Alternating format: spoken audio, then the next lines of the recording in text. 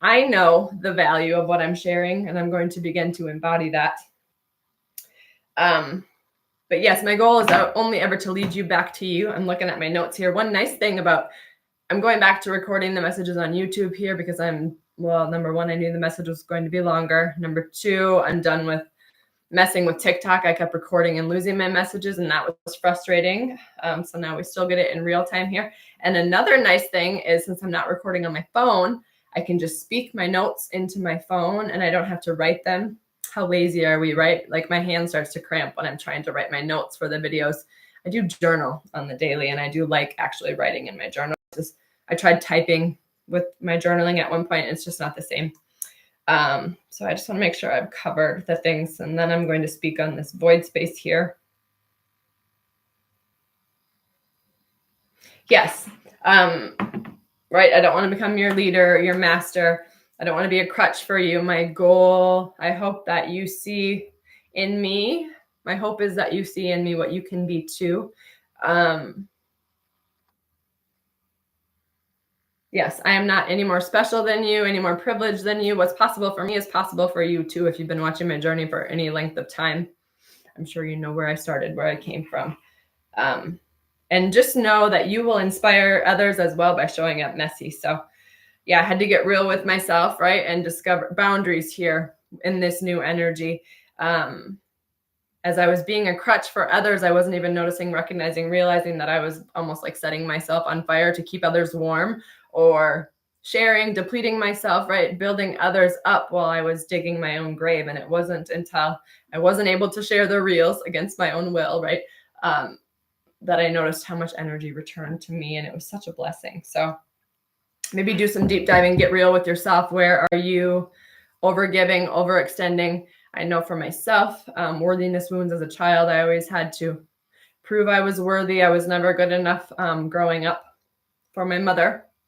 And with that, you carry that into and that I've healed that. I have no blame, shame towards her. I forgive her. I have such compassion for her because I recognize that the way she treated me is the way she feels about herself, right? That's always the case. I just finished reading the 4 agreements yesterday, and don't take anything personally was like number 2, I believe.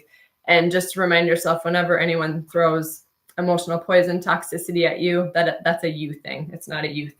That's a them thing. It's not a you thing, is what I was trying to say. But yes, do some deep diving where you may be overgiving, overextending because you feel obligated, because you feel like you need to earn your worth.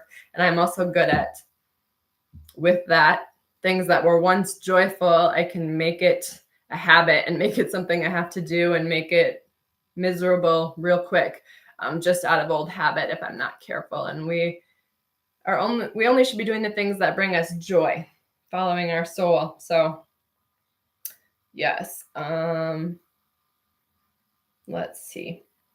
With this void space here, if you're finding that, again, on that, to piggyback off of this, if you're finding that old ways of doing things, old ways of being, like you don't fit into your old life anymore, know that you're not alone. You're right on track. And this is new energy, right? So we are not supposed to be able to do the same old things and get the same results. Meaning you're going to find that the things you used to do previously, are not going to get you the same results. So don't expect that. If we keep doing the same old thing in this new energy, you will find real quick that it's going to be depleting you. And to continue to do the same thing that's frustrating you and expecting a different result, right? That's just insanity. So that's the definition of insanity. So yeah, it's new energy. We aren't supposed to do things the same way. We aren't supposed to follow our mind, right? Our mind is a processor.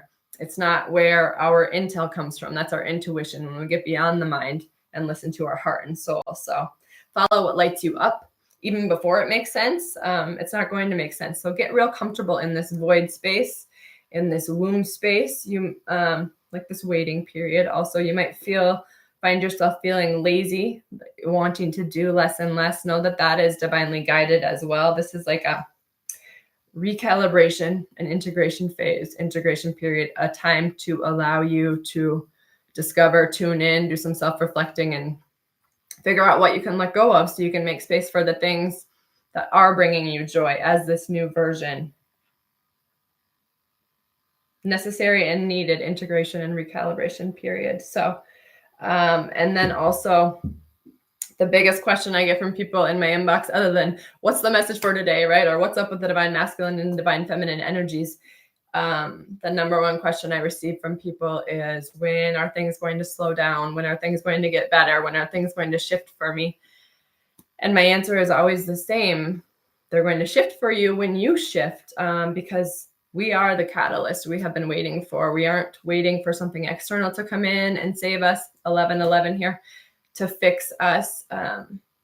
Yeah, you are the savior you have been looking for. You are the catalyst. It all begins inside with you. You shift the inside, you do the work, and then you will begin to see those changes in your external. So yes, I always respond with the same response. Don't expect it to slow down. Don't expect it to get better if you aren't becoming better. So how can you change?